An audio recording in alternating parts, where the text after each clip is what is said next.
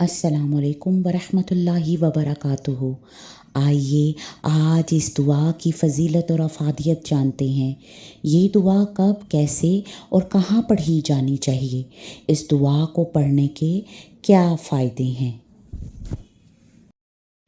اللہم انی اعوذ بک من الفقر والقلة والذلة واعوذ بک ان اظلم او اظلم۔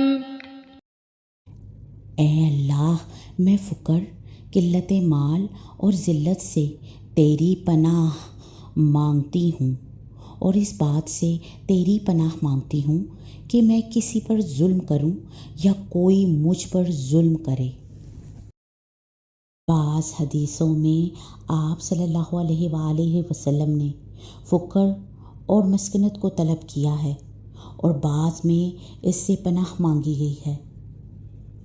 مرغوب اور مطلوب اور پسندیدہ فقر وہ ہے جس میں مال کی کمی ہو لیکن دل غنی ہو، اور دنیا کی ہرس اور لالچ نہ ہو، اور آپ صلی اللہ علیہ وآلہ وسلم نے ایسے فقر سے پناہ مانگی ہے جس میں آدمی واجبی ضروریات زندگی کے حاصل کرنے سے عاجز ہو، اور جس سے عبادت میں خلل پڑتا ہو، اور قلت سے مراد نیکیوں کی کمی ہے، نہ کہ مال کی، یا مال کی اتنی کمی ہے جو قوت لا یموت اور ناگزیر ضرورتوں کو بھی کافی نہ ہو۔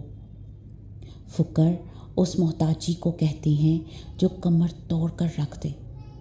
فقر سخت غربت کو کہتے ہیں۔ یہ مسکنت سے بھی اگلا درجہ ہے، اور میں اس چیز سے بھی پناہ مانگتی ہوں یا مانگتا ہوں کہ میں کسی پر ظلم کروں یا کوئی اور مجھ پر کسی وجہ سے ظلم کرے۔